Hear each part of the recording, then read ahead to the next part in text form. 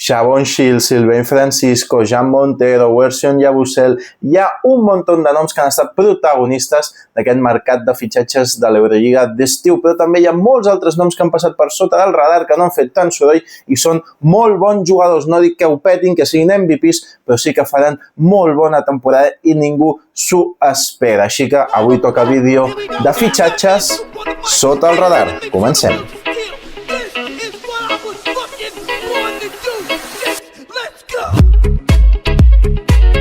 Benvinguts, macos i maques, amic i Marin Bàsquet, el vostre canal de sèrie Eurolliga en català. Anem ràpid, que no em vull enrotllar. El primer nom és Marcus Bingham. Marcus Bingham, que ha jugat a Israel, va jugar a l'Eurocup allà amb l'Hapoel, ha estat a Unix Kazan i és un pivot 2'13 del 2000, és un pivot d'aquests moderns, si li voleu dir així. Pot posar la pilota a terra, no té mal tir de 3 ni de mitja distància, pot jugar al pal baix, té un bon fadeaway, és supercontundent, és més llarg que un dia sense pa, no només els 2'13, sinó que té uns braços espectaculars. A mi m'encanta. Marcus Bingham és un jugador que jo crec que no ha sonat tant perquè hem tingut fitxatges espectaculars en aquesta Eurolliga, però crec que s'acabarà convertint... Bueno, allà amb Chris Silva tindrà una bona batalla, però jo crec que segurament s'acabarà convertint en el pivot de més confiança de Jasikevičius. M'estic aventurant aquí, potser no, però a mi em dona aquesta sensació, perquè és un jugador, és un pivot que t'ho fa tot bé. A més, té una personalitat molt xula, no té por de res. És aquest tipus de jugador que el veuràs fer de tot una mica més. No és super, un gran defensor, no és dolent, però no és un gran defensor, té un molt bon timing per intimidar, per canviar tirs, per taponar, és un jugador super espectacular, el veurem jo crec diverses vegades. Juntament amb Kao, l'ex del Manresa que ha fitxat per Žalgiris, un tipus de jugador semblant, però Bingham té molts més recursos. Repeteixo, pot posar la pilota al terra, pot fer 2-3 vots i un canvi de mà, canvi de direcció, canvi de ritme i anar de fora cap a dins. Pot tirar també. A mi em sembla millor jugador que Kao, i Marcus Bingham a Fenerbahçe, a més té un entorn, un club i un entrenador, Jasikevičius, que el farà millorar segur. Jo tinc moltes ganes de veure aquest jugador. Anem amb el segon, i és de Fenerbahçe també, Johnny Juzang, del 2001, 25 anys, 2 metres 1, 103 quilos, de la Universitat d'UCLA. L'últim, sobretot a l'NBA, els millors moments va ser amb Utah Jazz, tot i que tampoc va acabar de jugar gaire. Ha estat jugant al Zenit, ha estat espectacular al Zenit. Un alè, pot jugar a 4, sí, un 3-4, inclús si Jasikevičius vol jugar amb 5 petits el pot posar de 5, depenent òbviament de l'emparellament rival. Bota bé, va més de dins cap a fora, no juga tant per dins, va més de dins cap a fora. És un tirador, home, no et diré que és Kyle Kuzmic o J.C. Carroll, però és un molt bon tirador. És una mica el substitut de Michael Jantunen, no sé com s'adaptarà a l'Eurolliga, com s'adaptarà a Saras. No sé si ho farà millor que Michael Jantunen, el finlandès, però sí, jo tinc moltes ganes de veure'l. Jo crec que ho farà bé, farà un bon paper i és un jugador, això, perfecte per córrer, tot i que no sigui el que més li va a Saras, li tindrà bons moments per córrer, és molt ample, és molt llarg, també tira molt bé, té molts recursos per anotar, es pot fabricar els seus propis tirs.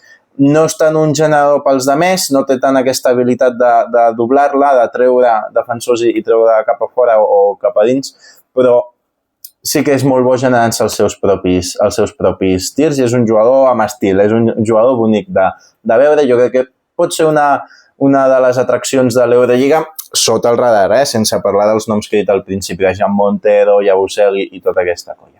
Vinga, anem fins a Barcelona.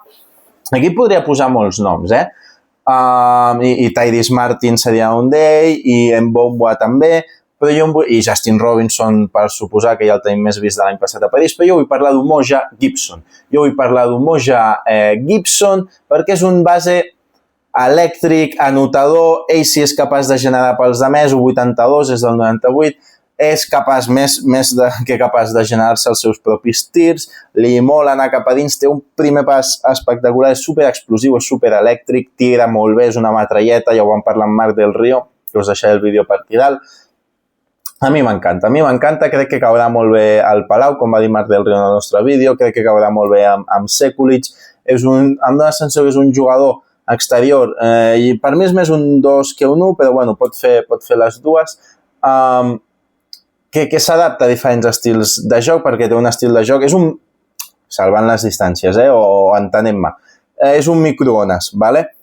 Flow de Dio Brizuela, d'aquesta colla, ¿vale? Isaiah Kanan, una cosa així, ¿vale? Vinga, avancem i toca anar fins a Milà. Milà està fent un equip molt interessant, no parla d'Alec Peters, no parla de cap jugador que ha fitxat Milà. Parlo d'un jugador de 28 anys, del 97, 2'01", 100 quilos, una bèstia física. Parlo de Jason Barnell. Ha estat al Brescia, líder de l'equip, l'ha fitxat al Milà, un portent físic. Per mi és un 3, ¿vale? Juga al pal baix, anava a dir de meravella, no penseu que és Midot i Juesson ja ara, però juga molt bé el pal baix. Té un ganxito, aviam si veieu partits al Milà i al Faleurega, té un bot cap al mig de la zona des del pal baix i un ganxito així a l'Skyhook, a lo Karim Abdul-Jabbar, que el controla força i és un tir que ja no es veu gaire i mola. Pot tirar de 3, si té temps, a peus parats sobretot, o amb algun bot, sobretot si té temps, independentment si és sobre recepció o sobre bot, però si té temps és un bon tirador, ¿vale? No us penseu ara que tindrà un 45%, però és un bon tirador de 3. És un penetrador espectacular, té unes cames, té unes camotes, és una bèstia física el tio. Però té talent i és capaç, té aquest instint de repartir joc també, no només generar per ell, i no només a partir del físic, té certa tècnica i certa tàctica, també és capaç de doblar-la. Jo crec que és un jugador força complet i que li anirà molt bé a Milà per jugar de 3, jugar de 4, etc. Li donarà molta versatilitat i molta polivalència a l'equip de Poeta, que jo recomano. Bé, després, a la pràctica, el parquet s'ha de veure, però sobre el paper, el Milà ha fet un equip força guai per competir millor que els últims anys. Vinga, toca parlar de la Lamar Stevens del 97, 1,98, molt fort físicament també, ha estat a París ha fet 9 punts, 3,3 rebots, 0,8 assistències i 8 de valoració, ha fitxat per Partizan. És un tio, que jo crec que el Partizan, a mi no m'acaba de convèncer gaire la plantilla el Partizan, si us soc sincer, però crec que serà de les poques coses, o de les coses positives, no vull dir les poques coses, però sí de les coses positives que tindrà el Partizan, perquè el tio té molt talent ofensiu, ja ha estat aquesta temporada a París, ja més o menys entén com funciona l'Eurolliga, ve de l'NBA també, entre NBA i G-League, molt complet. No em vull enrotllar gaire perquè pot anotar 3 de recepció i sobrebot, pot córrer, pot jugar en estàtic, pot penetrar. No és un superpassador, està més enfocat a enxufar-la ell mateix, però jo crec que el Partizan, per substituir un Sterling Brown, més o menys, per fer-se una idea, jo crec que és un bon substitut i crec que és un jugador que si fa una bona temporada ja el veurem en un equip d'aspiracions superiors a París, a Partizan, etc. Anem amb un nom que tampoc crec que tingui molts minuts, que sigui gaire protagonista. Davide Casarin ha jugat al Reyer Venezia, l'ha fitxat la Virtus Bologna d'Àlex Mumbrú, 1,97 del 2003, molt fort físicament, també Davide Casarin. Primera temporada d'Eurolliga, veurem. Ja us dic, no crec que tingui molts minuts, no serà els importants de Virtus Bologna, però és un jugador espectacular de veure, maneja bé la pilota, fa tirs complicats de 3, tirs complicats de 2 i els anota. És molt bon passador i molt bon passador en situacions espectaculars. Faig un revers, te la tiro per aquí, estic al poste, pum, penetro per l'esquena, coses d'aquestes.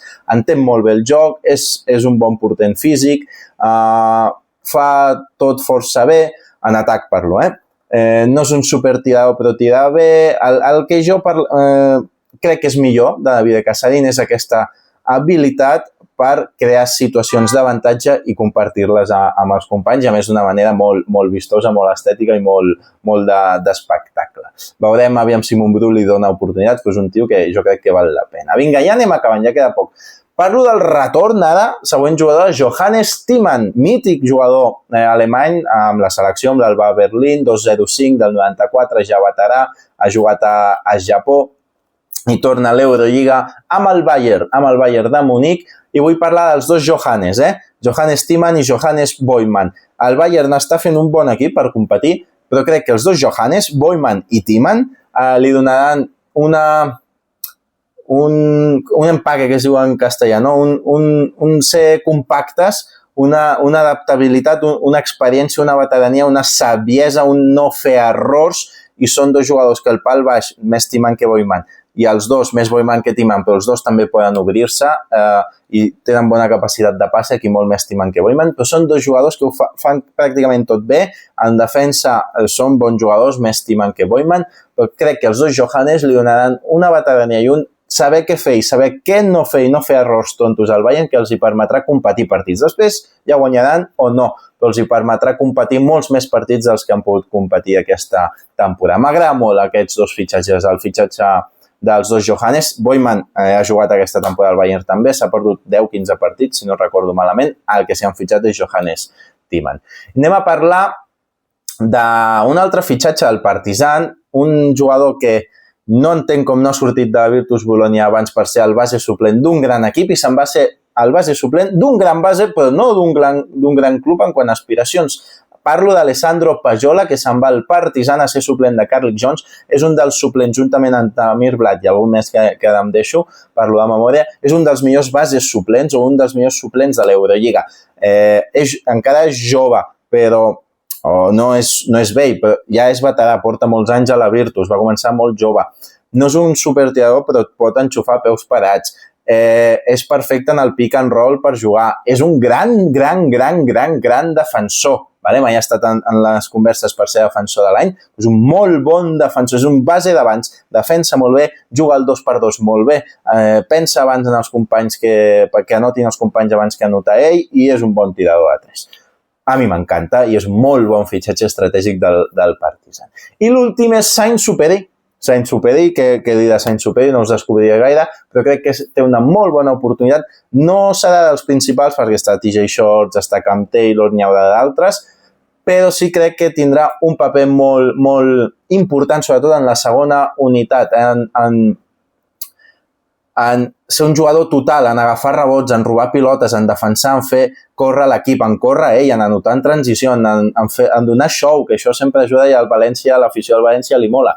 A veure què tal de maduresa a l'Eurolliga, en tema de pèrdues de pilotes, de presa de decisions, veurem, però crec que té una molt bona oportunitat per Saint-Supéry per consolidar-se aquesta temporada com a molt bon jugador d'Eurolliga. Ja veurem què passarà, si el fitxa un altre club o no, però crec que Saint-Supéry ens pot donar moments molt xulos i importants per l'Eurolliga i per la seva carrera també. Subscriviu-vos al canal, em costa dir aquesta paraula amb els pronoms febles, ja saps, subscriu-te al canal per continuar recolzant. Moltes gràcies perquè aquests dies hem passat de 484 subscriptors a 600, 601, 602 que som ara, fa 20 minuts que ho he mirat, així que en 3-4 dies hem fet una pujada espectacular de subscriptors. El vídeo del Barça en Mar del Río hi ha 1.700 visualitzacions. Mireu també els altres vídeos, porfa, no només els del Barça. Així que moltes gràcies, macos i maques, per recolzar el projecte Amic i Marín Bàsquet i ens veiem en el segon vídeo. Adéu!